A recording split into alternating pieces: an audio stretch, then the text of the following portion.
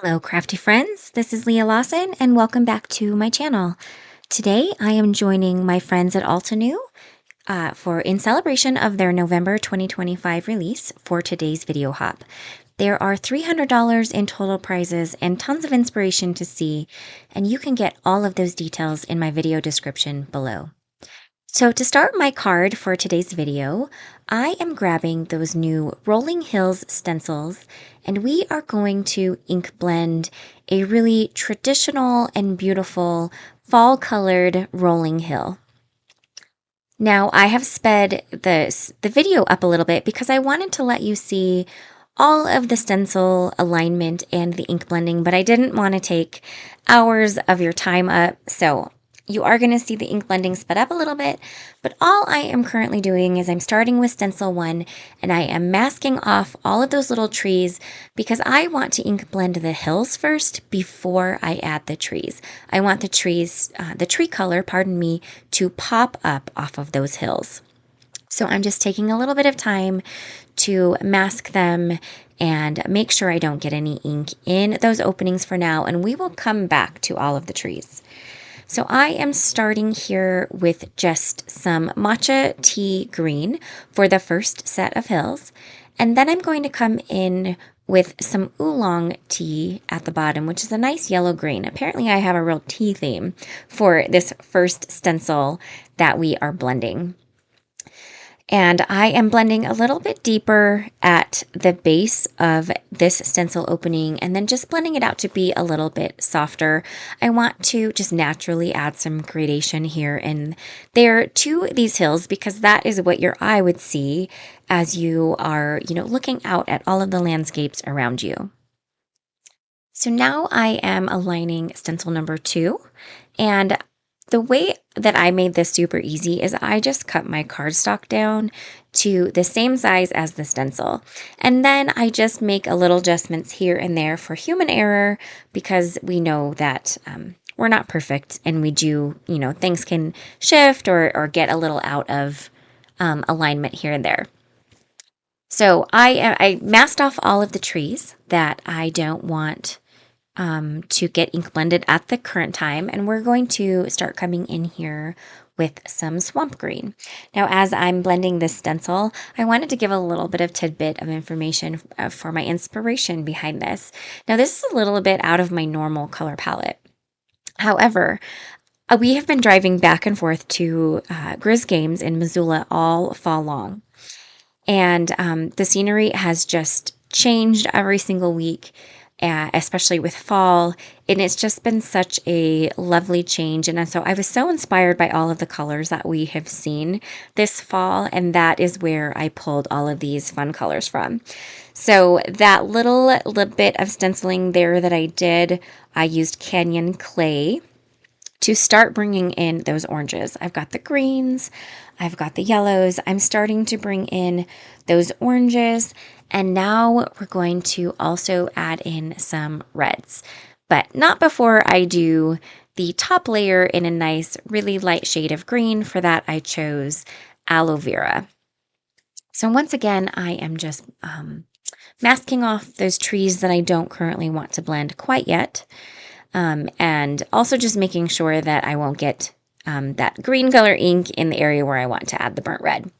So we are going in with the top layer of the stencil with that lighter green, that lighter shade of aloe vera. And we're just getting a really lovely gradation of color through this Rolling Hills stencils. So that second bigger area of the rolling hill, I am going to come in with some burnt red, once again masking off those areas where I want to make sure that red doesn't combine with green, because red and green don't really combine together to make a very pretty color. So the burnt red, I'm blending a little deeper at the edges and then softening it as I come into the middle of that design. And just look at how fantastic those hills are. So now I'm coming in with the trees. And I am just using a combination of the same colors we've already reached for, but I also added in oak moss for a darker tone green for some of the trees. And I'm just kind of picking here and there where I want the colors. There's no real rhyme or reason. It's just having a nice mixture of color on the different areas. So I've got some red up in those light greens because I knew that that red would stand out. And then doing a little bit of orange in some areas where it also will stand out. So I'm doing this with each of the stencils. So basically I just brought each stencil back and I'm taking the time to pick colors and ink blend those different trees. Now, going back to my inspiration, there are so many trees in Montana, and as you look up the mountainside, a lot are green, of course, because we are covered in pine trees. But it's been really fun to also see the aspens, the yellow of the aspens changing color, and then here and there you'll have an orange, maybe not a maple, maybe a maple, not sure. But the colors have just been absolutely brilliant and absolutely beautiful here this fall. And it's been really fun to see them change each week as we drive back and forth from games and such. And you'll see the great thing about the packaging from Altenew is sometimes I have to take a look at the packaging to understand exactly how some of the little extra elements line up. So don't forget that that's in there. Or take out that packaging, open it up, and oftentimes you can figure out where you may not fully understand where one little section of the stencil goes. So that is my finalized Rolling Hills panel. We'll come back to that when we go to assemble our card, but let's start doing some die cutting. I'm just pulling out all of the different colors of cardstock that I will be cutting these from, and I'm going to go ahead and just layer each piece on the correct cardstock color or paper type. I've got a glitter cardstock in there and some vellum as well. And I'm just grabbing all of the pieces and I am adding them onto the color that I'll be cutting them from. So once I have these all placed, it's a good place to actually pause the video because I am going to do all of the die cutting off camera.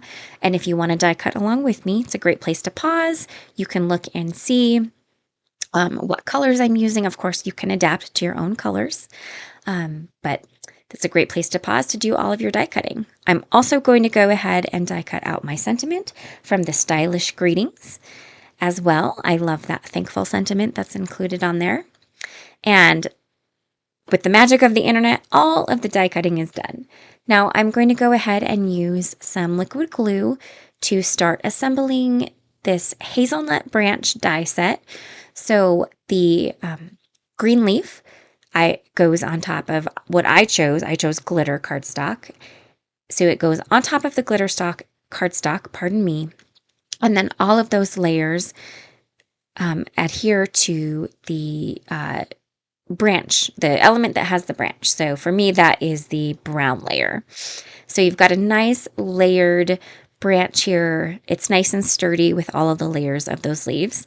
So now we're going to go ahead and adhere together the hazelnuts. Now the hazelnuts have the keyhole system, which I love this system that Altenew does on their dies. There is a little keyhole cut in the elements and you just match that keyhole up to layer them correctly. And then they always have an element that you can add here on top, which will then cover up that keyhole. So nobody will ever know that it's there. Both of the different hazelnut pieces have this option. So I'm just using some liquid glue once again and lining up the little keyhole element. And then that piece on top covers up that keyhole piece so that you won't see it any longer. And I think that these little hazelnuts are just so cute, perfect for the fall theme that I'm going for and the thankful theme as well.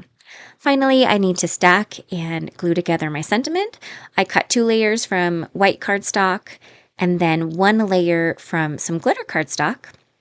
And I like stacking sentiments this way just because it adds a little bit of dimension, it gives some rigidity to the sentiment, and just I think it makes it a little bit easier to handle and adhere to your card front when all is said and done.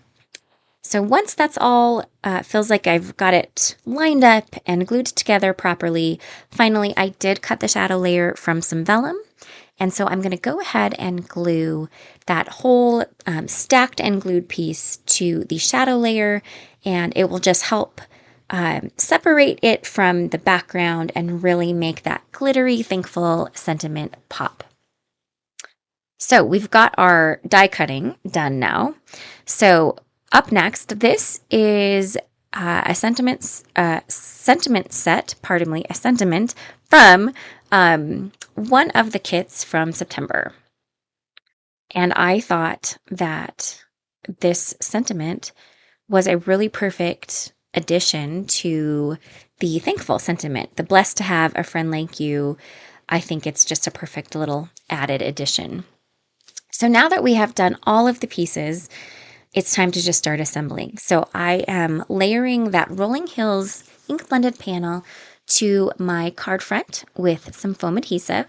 And then I've gone ahead and I've also added a little bit of foam adhesive to the leaves of the hazelnut branch, and then just some liquid glue to the branch. And I want to arrange it on the card so that it looks like the hazelnut branch is in the foreground and that Rolling Hills is like in that background, like you're looking far off behind you. Ooh, pardon me. So I've arranged the branches so that they don't cover up the ink blended trees too much. And then I'm going to go ahead and adhere that sentiment, the die cut sentiment, directly below the branch and above the stamped sentiment with some foam tape. Final step is to add those cute little hazelnuts into the branch with some liquid glue, and then just trim away the excess stem from the branch. Well, that is my card for you today. I hope you enjoyed watching it come together. As mentioned, everything that you need to know about the blog hop is in my video description below, including previous stop, next stop. There are also links to all of the products for the November release at Altenew. Other than that, friends, I hope that you have a really great rest of your day, and I will see you next time.